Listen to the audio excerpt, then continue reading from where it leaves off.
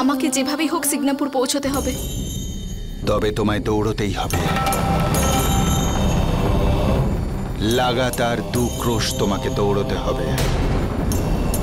বাবা, কিন্তু আমার পা। যদি তুমি তোমার মনস্কামনা পূর্ণ করতে চাও তাহলে দৌড়াও মা। হ্যাঁ বাবা, আমি দৌড়াবো, আমি দৌড়াবো। যদি জীবনে আবার তোমার নৃত্যকে ফিরে পেতে চাও তোমায় জোরে দৌড়তেই হবে মা, না হলে জীবনে তুমি তোমার নৃত্যকে আবার ফিরে পাবে না।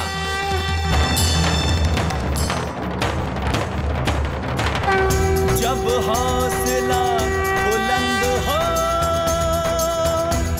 और इरादों में हिम्मत हो, ऊपर से शनि देव की कृपा हो, है कौन सा वह काम जो नामुमकिन हो। शनि कृपा से गूंगा बोले, अंधा सब कुछ देखे। तुकाराम काका, पर चढ़ जाती लंगड़ा क्यों ना दौड़े, लंगड़ा क्यों ना दौड़े, लंगड़ा क्यों ना दौड़े। সোমা মা, तुकाराम काका, काका এই নিন জল নিন কাকা। আমি সময়ের মধ্যে চলে এসেছি কাকা। এখন এই জল শিরাতে ঢেলে আমার মানত পূর্ণ করুন কাকা। হ্যাঁ, শনিদেবের কাছে প্রার্থনা করুন উনি যেন আমার পা ঠিক করে দেন, যেন উনি আমার নৃত্য ফিরিয়ে দেন, আমার নৃত্য ফিরিয়ে দেন উনি।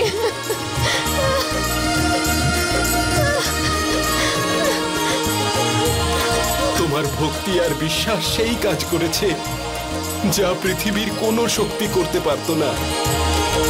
শনিশিলায় এই জল ঢালার আগেই শনিদেব মহারাজ তোমার মনোকামনা পূর্ণ করেছেন। কি বলছেন আপনি? মা, তোমার লাঠি কোথায় গেল? কাকা,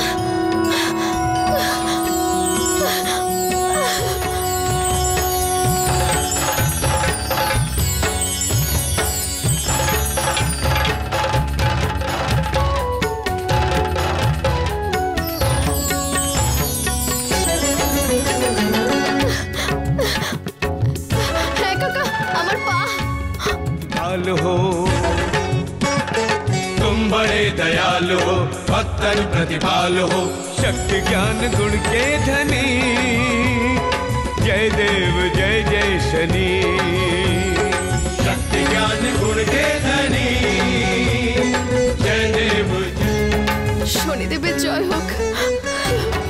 जय शनि देव, जय जय जय शनि देव, जय शनि देव, जय शनि देव, जय जय जय शनि देव। जिस पे तुम प्रसन्न हो जन वो संपन्न हो, जिस पे तुम प्रसन्न हो जन वो। যদি শ্রদ্ধা কর্মের আধার হয়ে ওঠে তখন যে কোনো কর্মই সিদ্ধ হতে পারে। মানুষ নিজের সমস্ত পুরনো পাপ থেকে মুক্ত হয়ে একটা নতুন জীবন শুরু করতে পারে। মা, তুমিও তোমার দোষকে কাটিয়ে উঠে এক নতুন জীবনের সূত্রপাত করলে। আমার আশীর্বাদ সর্বদা তোমার সঙ্গেই থাকবে। धाग थुंग ना तिट कथा गदिगन, धाग थुंग ना तिट कथा गदिगन, दिट दिट कतान दिट दिट कतान, दागिड़ नग थुंगिड़ नग दिट कतान दिट कता, दागिड़ नग थुंगिड़ नग दिट कतान दिट कता, दागिड़ तक देंगिड़ तक नाना, दागिड़ तक देंगिड़ तक नाना, दागिड़ तक देंगिड़ तक नाना, दागिड़ तक देंगिड़ तक नाना। আর ঠিক এইভাবেই শনিদেব মহারাজের কৃপায় সোমার পা ঠিক হয়ে যায় আর ও পুনরায় নৃত্য শুরু করে। কাকা, যখন শনিদেব সবার মঙ্গল করেন তখন সকলে ওনাকে ভয় পায় কেন? যখন শনিদেব মহারাজের ন্যায়ের কারণে কারোর উপর সংকট আসে তখন সেই মানুষেরা নিজেদের কর্মের বিচার করে না, বরং শনিদেব মহারাজকে দোষ দিতে থাকে। তোকা ভাই, তুকারাম কাকা, তোকা ভাই, তুকারাম কাকা, তোকা ভাই, অনর্থ হতে তুকারাম চলেছে। কাকা। অনেক বড় অনর্থ হতে চলেছে। পাশের গ্রাম দৌলতপুরে একটা লোক নিজের বউ বাচ্চা সমেত বিক্রি হতে এসেছে।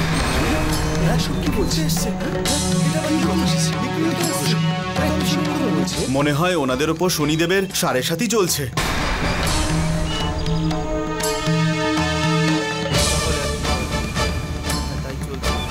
শনিদেবের সাড়ে সাথী? শনিদেব মহারাজ অবশ্যই ওনাকে ওর কর্মের ফল দিচ্ছেন। কাকা, ওই দিনহীনকে একটু সাহায্য করুন। এখন যা কিছু করার শনিদেব মহারাজ নিজেই করবেন। শোনো শোনো শোনো, এখানকার বাসীরা সবাই মন দিয়ে শোনো। শোনো শোনো শোনো, ধনকপুর বাসীরা শোনো। আজ আপনাদের গ্রাম ধনকপুরে একজন ব্যক্তি নিজে, তার স্ত্রী ও 10 বছরের বাচ্চা সমেত বিক্রি হতে এসেছে। আরে কেউ একজন বিক্রি শোনো! হতে এসেছে, তাও আবার নিজের ছেলে বউকে নিয়ে। শোনো শোনো শোনো, মন দিয়ে শোনো।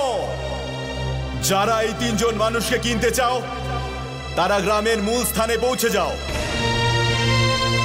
যে ব্যক্তি এদেরকে কিনবে, এরা সারা জীবন তার দাস হয়ে থাকবে। তাই খুব তাড়াতাড়ি তোমরা মূল স্থানে পৌঁছে যাও আর নিলামে অংশগ্রহণ করো।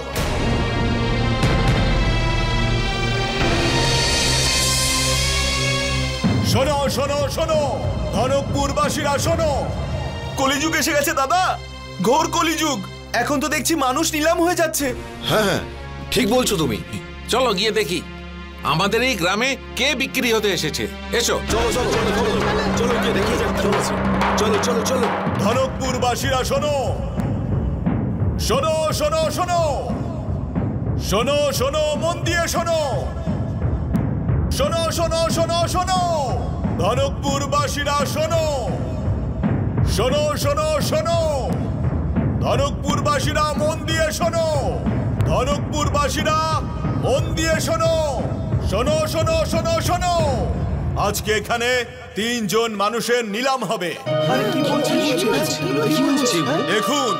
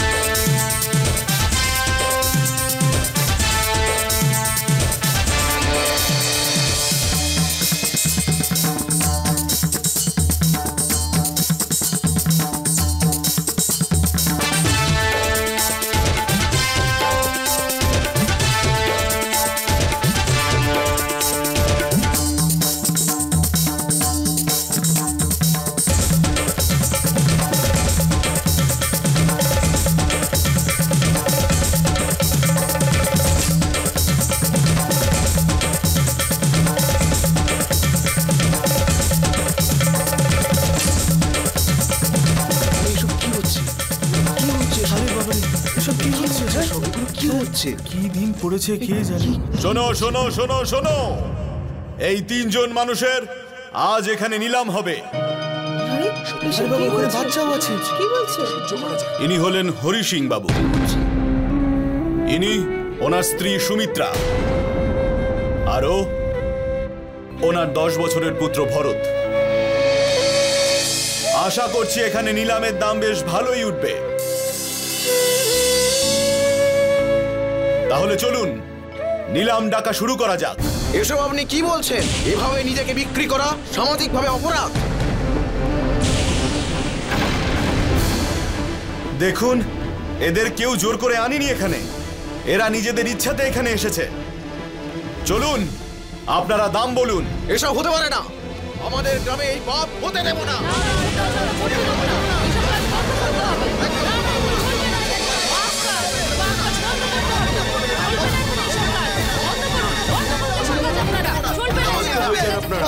শান্ত হয়ে যান আপনারা। একবার অন্তত আমার কথাটা তো শুনুন। একজন পাপী, অপরাধী। তুমি তুমি তোমার স্ত্রী আর পুত্রকে বিক্রি করতে এসেছো।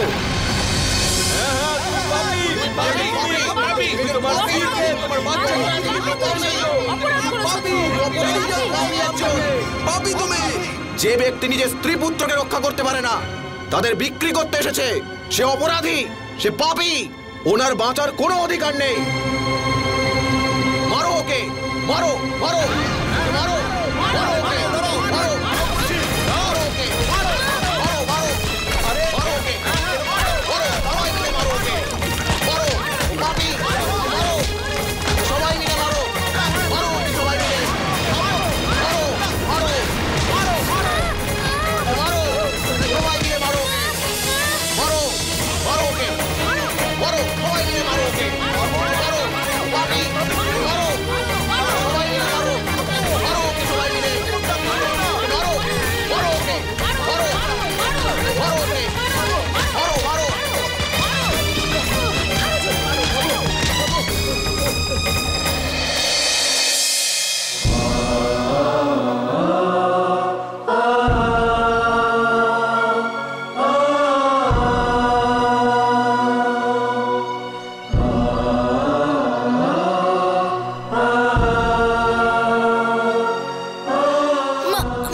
মা, খুব ব্যথা করছে। ওই গ্রামবাসীরা আমাদের কেন মারছিল?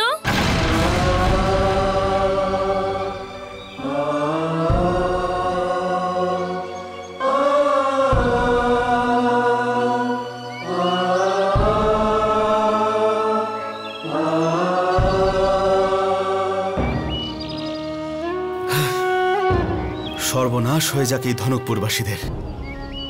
না কিছু বোঝে এরা, না কথা শুনে। নিলামটা এগিয়েও নিয়ে গেল না, তার উপরে আমার ঢোলটাও ফাটিয়ে দিল। বাবা, আমি তোকে পরে বলছি কেন এইসব ঘটলো। আগে একটু বিশ্রাম করে নে। আয় এদিকে আয়, ঘুমিয়ে পড়।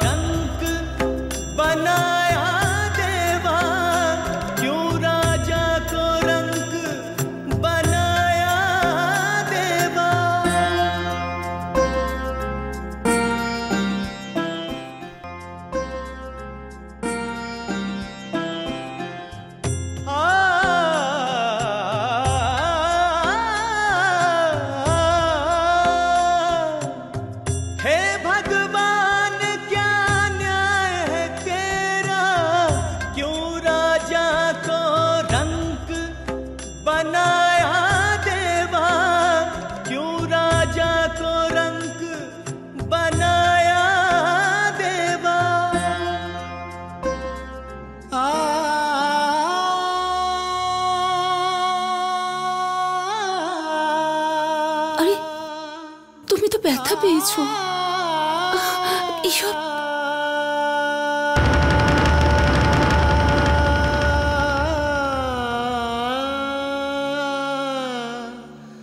সুমিত্রা, তোমার কাছে একটাই তো শাড়ি রয়েছে, এটাও যদি ছিঁড়ে ফেলো তাহলে তাহলে কি পরবে তুমি? এক টুকরো ছিঁড়লে আমার শাড়ি ছোট হয়ে যাবে না? তুমি কত ব্যথা পেয়েছো। এই আঘাত কি করে লাগলো? এ কি করছো তুমি? তোমার কাছে তো এইটুকুই সম্বল। আমি তো পুরুষ মানুষ, একটা কাপড়েই সারা জীবন আমি কাটিয়ে ফেলতে পারি।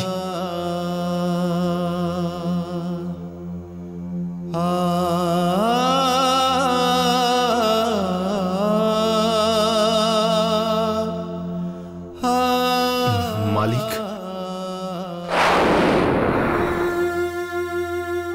এই সবকিছু যে আপনি করছেন, এগুলোর কি খুব প্রয়োজন? আপনারা দিনমজুরের কাজ বা অন্য কাজ করেও অর্থ জোগাড় করতে পারেন তো?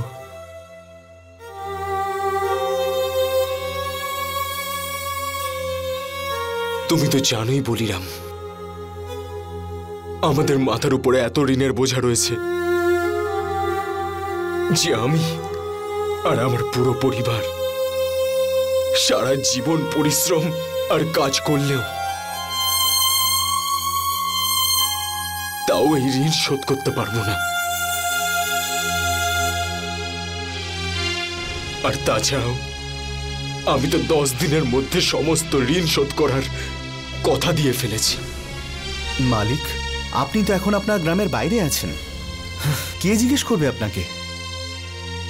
আপনি আপনার পরিবারকে নিয়ে অন্য কোথাও চলে যান। যখন অর্থ জোগাড় করতে পারবেন তখন সবাইকে দিয়ে দেবেন।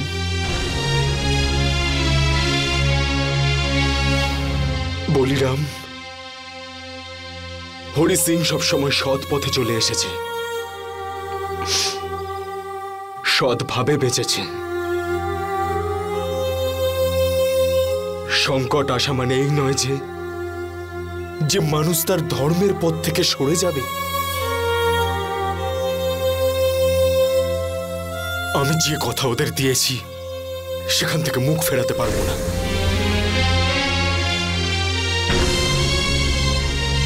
আমি আপনাদের জন্য কিছু খাবার নিয়ে আসছি।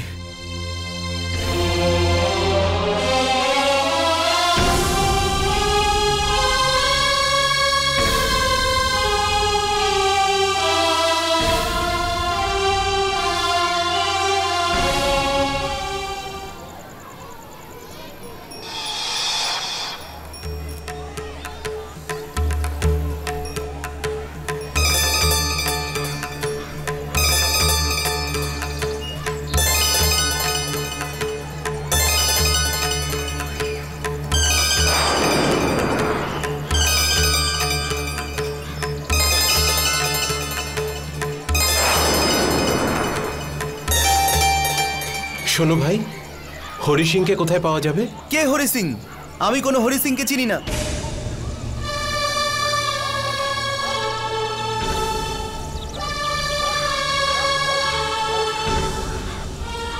শুনছেন ভাই, হরি সিংকে কোথায় পাবো? এই গ্রামে তো হরি সিং বলে কেউ থাকেন না। কিন্তু এই নামই তো বলেছিল।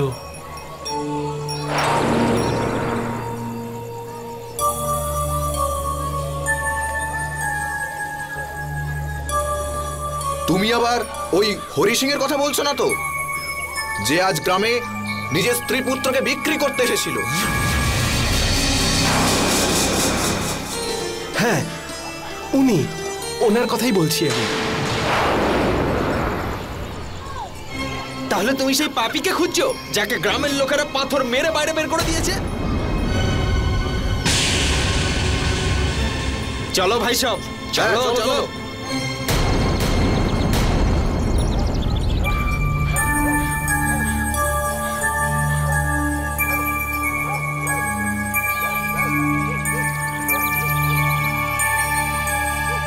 শোনো,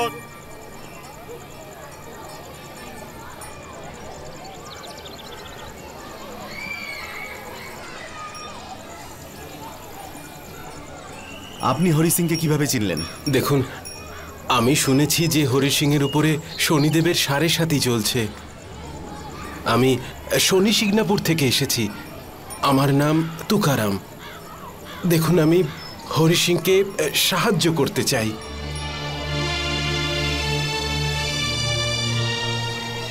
আপনি কি সত্যি বলছেন? শনিদেব মহারাজের দিব্যি, আমি সত্যি বলছি।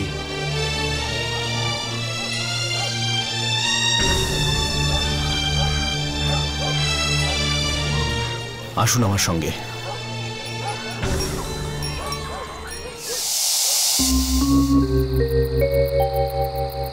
খুবই বিপদের মধ্যে আছে হরি সিং বাবু। এর থেকে বড় বিপদ আর কি হতে পারে যে একজন মানুষের তার স্ত্রী সন্তানকে বিক্রি করতে হচ্ছে? তুকারাম বাবু, আপনি যতটা সাহায্য করতে পারেন ওনাকে আপনি করুন। সেই জন্যই তো আমি এখানে এসেছি। কিংবা বলতে পারেন যে শনিদেব মহারাজই আমাকে এখানে পাঠিয়েছেন।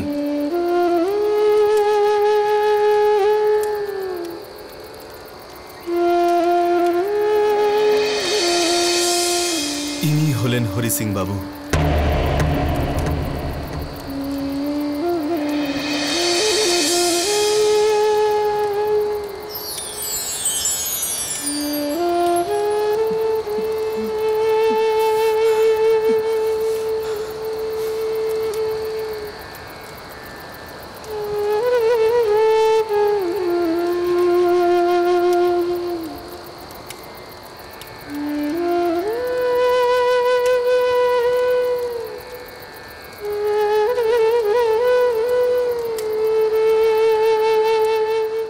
ওনাকে জাগালেন না কেন?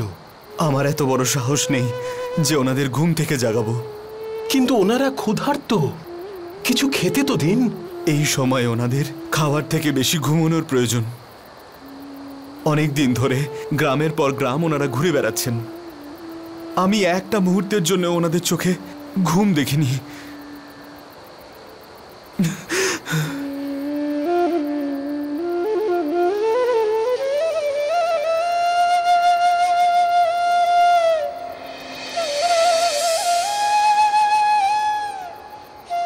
যে মানুষ তার পরিবারকে এতটা ভালোবাসে, সে কেন তার পরিবারকে বেচতে চাইছে?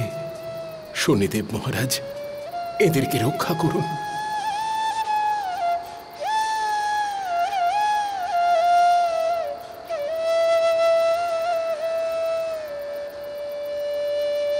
এই ঢোলটা তো আর কোনো কাজেই আসবে না। কালকে আমি আয় করব কিভাবে?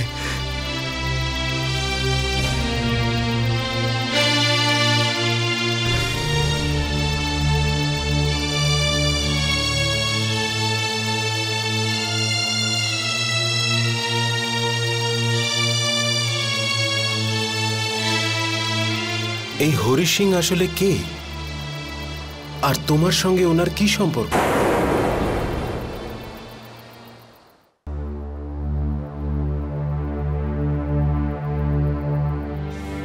এই হরি সিং আসলে কে, আর তোমার সঙ্গে ওনার কি সম্পর্ক?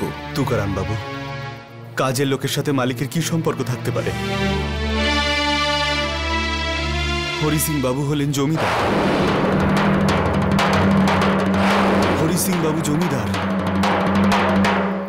একটা সময় 500 বিঘা জমি ছিল ওনার কাছে। গোটা গ্রাম ওনাকে দেবতার মতো মনে করত। তাহলে ওনাদের এই অবস্থা কি করে হলো?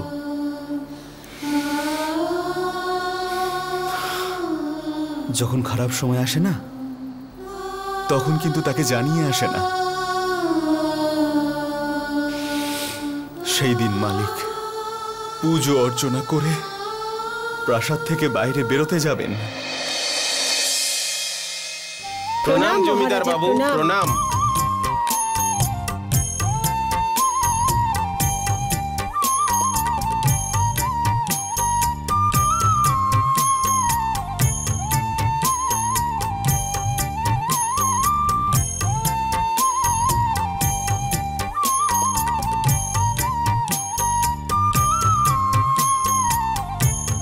বলুন,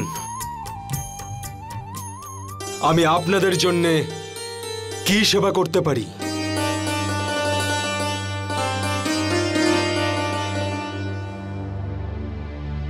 বলুন। মহারাজা, আপনি তো জানেন আমার স্বামী 15 বছর আগে চলে গেছে, আর আজ পর্যন্ত ওনাকে একবারের জন্য দেখতে পাইনি, কোনো খবরও পাইনি। আস্তে আস্তে আমার মেয়েকে লালন পালন করে বড় করে তুলেছি। ওর বিয়ে এখন, আর এখন আমার কাছে একটাও টাকা নেই। চিন্তা করবেন না। আপনার কত টাকা চাই? মহারাজা, ওর বিয়ে দিতে এখন 100 টাকা তো লেগেই যাবে, কিন্তু আপনি যা ভালো বুঝবেন। বলিরাম, বলুন। মাকে 150 টাকা দিয়ে দাও। 50 টাকা আমার পক্ষ থেকে মেয়ের কন্যাদান। আচ্ছা। মহারাজের মহারাজের মহারাজের মহারাজের মহারাজের।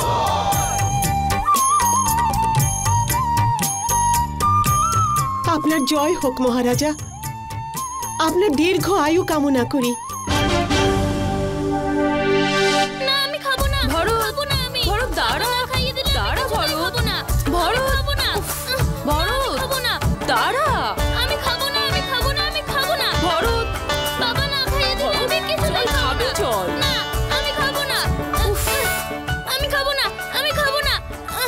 বাবা, খাবারটা খেয়ে নে। দাঁড়াও, আমি খাবো না। কথা শোনো, দাঁড়াও, শোন। আরে চলে গেল। হুজুর, আপনি তো জানেন 3 বছর ধরে বৃষ্টি হয়নি। এখন তো এমন অবস্থা যে আমাদের কাছে চাষ করার মতো বীজও নেই। আমরা সবাই এই এলাকা ছেড়ে কোনো অন্য স্থানে যাবার কথা ভাবছি। খুব ভুল ভাবছেন আপনারা সবাই।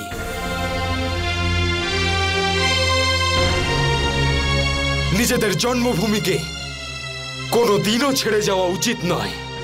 তাহলে আমরা কি করব? আমাদের সন্তানদের না খেয়ে মরতে তো দেখতে পারি না। আর তাছাড়া সমস্ত জমি নষ্ট হয়ে গেছে। পরিশ্রম করুন, সেটাকে উপযুক্ত করে তুলুন। এটা সম্ভব নয় মালিক। আমাদের কাছে এত টাকাও নেই আর ক্ষমতাও নেই। বলিরাম, এদের যত ধনসম্পত্তি লাগে দিয়ে দাও। আমি জীবিত থাকতে একজন কৃষকেরও যেন কোনো অসুবিধা না হয়। ক্ষমা করবেন মালিক, আমাদের কাছে এত ধন নেই যে আমরা সবাইকে সাহায্য করতে পারবো। এখন আমাদের পরের ফসলের জন্য অপেক্ষা করে থাকতে হবে।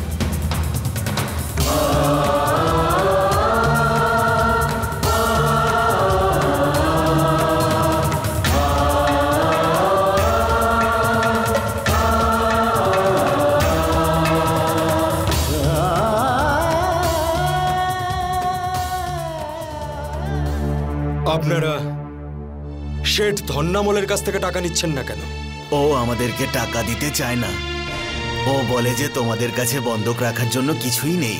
বলিরাম, শেঠ ধন্যামলের কাছে তুমি খবর পাঠাও যে আমি ওনার সঙ্গে দেখা করতে যাচ্ছি। চল খেতে চল সোনা, তোর পছন্দের খুব ভালো খাবার। আমি শুধু বাবার হাতেই খাবো, না হলে আর কারোর হাতে খাবো না। সোনা, বাবার হাতের খাবার তখনই খেতে পারবি যখন গ্রামের মানুষের হাত থেকে রেহাই পাবে। আমার ছেলের কাছে আমার নামে কি অভিযোগ জানানো হচ্ছে? নে, এই যে এসে গেছে তোর বাবা, অনেক পুণ্য অর্জন করে।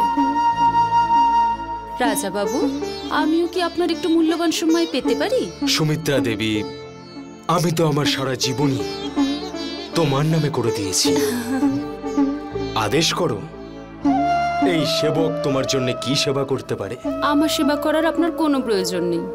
যদি সেবাই করতে চান তাহলে নিজের ছেলের করুন। দেখো না, সকাল থেকে কিচ্ছু খাইনি। আমার ছেলে তো বাঘের মতন। দেখবে, আজ তুমি যত খাবার বানিয়েছো সেগুলো নিমেষের মধ্যে খেয়ে ফেলবে। হ্যাঁ, এসো বাবা।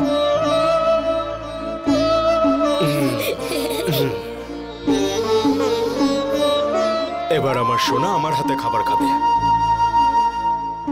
আরে বাহ, দারুণ রান্না হয়েছে তো। সোনা পায়েসও খাবে। এই নাও। এবার আমার যে সোনা আছে সে 10-12 জনের মতো খাবার একাই খেয়ে নেবে।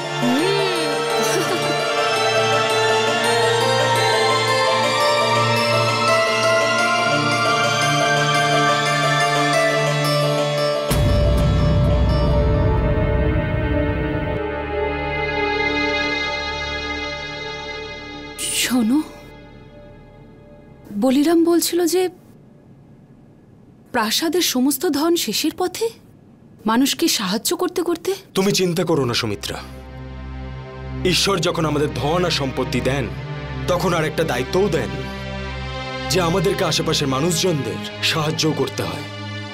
পরের ফসল এলে সব ঠিক হয়ে যাবে, তুমি চিন্তা করো না। সেসব তো তুমিই ভালো জানবে। তোমার উপর আমার সম্পূর্ণ বিশ্বাস আছে। তুমি যা করবে সব ঠিকই করবে।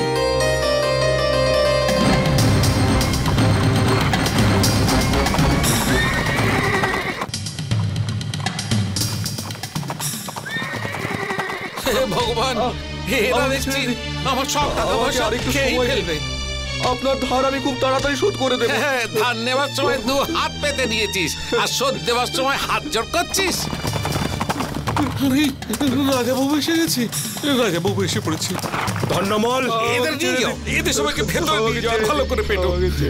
ধন্যমল, আরে রাজামশাই জয় হোক। আসুন রাজামশাই।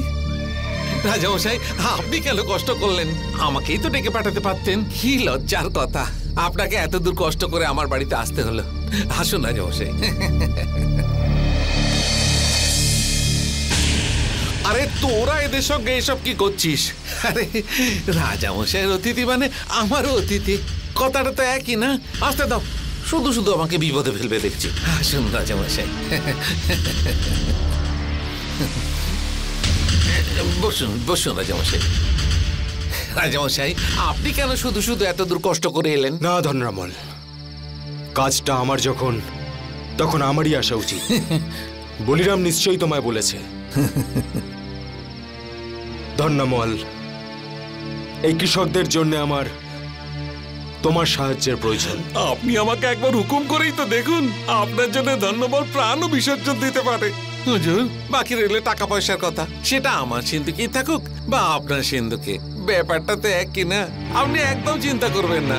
এই কৃষকদের চাষবাসের জন্য যত টাকা পয়সা লাগে নিয়ে যাক না আমার সিন্ধুক থেকে। হ্যাঁ, আরে ভাই, কাল তোমরা এসে চাষবাসের জন্য যত টাকা লাগে নিয়ে যাও। রাজামশাইয়ের সামনে কেন লজ্জা দিচ্ছ? এবার যা এখান থেকে। রাজামশাই রাজামশাই রাজামশাই, কাল এরা আসবে সব নিতে। ধন্যবাদ ধন্যমল, আজ তুমি আমার চিন্তা দূর করে দিলে। রাজামশাই 100 ঘা জুতো মারুন, কিন্তু আমাকে একদম ধন্যবাদ জানাবেন না।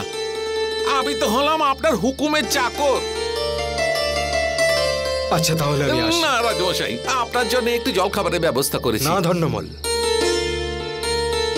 এখন একটু তাড়া আছে, তাই আসছি। রাজামশাই, ক্ষমা চেয়ে নিচ্ছি। ছোট মুখে বড় কথা, ব্যবসার ব্যাপার তো, ব্যবসার কাজে তো নিজের বাবাকেও ছেড়ে দেয়া যায় না। যদি আপনি খারাপ না ভাবেন তাহলে এই খাতায় রাজামশাই একটা ছোট্ট দস্তখত করে দিন। লেখাপড়ার ব্যাপার, মনেও শান্তি আসে আর রাতে ঘুমটাও ভালো হয়। কৃষকদের আর কি, দিক বা না দিক। রাজামশাই, ওরা যদি না দেয় তো আপনি দিয়ে দেবেন টাকা। এই নিন রাজামশাই। তোমার 1 টাকাও এদিক সেদিক হবে না, বুঝলে? বলো কোথায় করতে হবে? এখানে। ক্ষমা করবেন মালিক, সবটা একবার পড়ে তো নিন। বলিরাম, ধন্যমলকে আমি বিশ্বাস করি।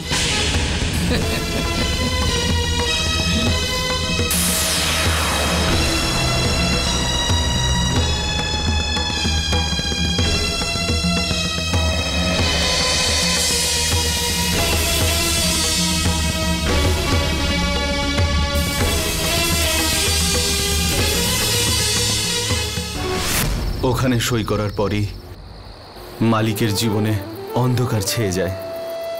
আসলে উনি ওই লোকটার উপর বিশ্বাস করেছিলেন, কিন্তু ওই একটা কথা প্রচলন আছে না, যে মানুষের লোভের কোনো শেষই নেই। বলিরাম,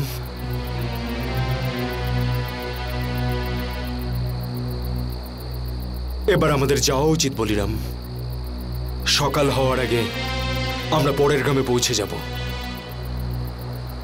মালিক উনি তুকারাম বাবু, শিগনাপুর থেকে এসেছেন আপনার সঙ্গে দেখা করতে। আমার সাথে দেখা করতে এসেছেন? বলুন তুকারাম বাবু, আমি আপনার কি সেবা করতে পারি? আপনি ধন্য। আপনি এত বড় সংকটের মধ্যে রয়েছেন, তবুও এত ধৈর্য।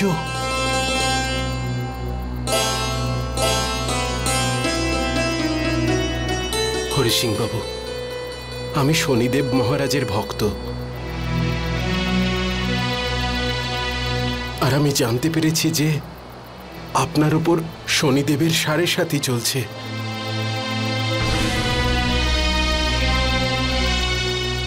আমি আপনার কাছে অনুরোধ করছি যে একবার আমার সঙ্গে শনি শিগনাপুরে চলুন।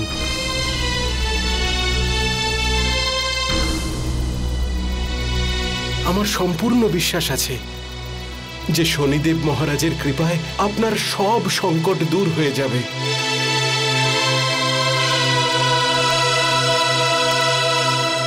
না তুকারাম বাবু,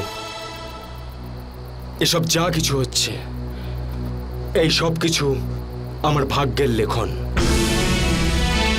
যেটাকে আমি বদলাতে পারবো না। এটা তো আমাকেই ভোগ করতে হবে।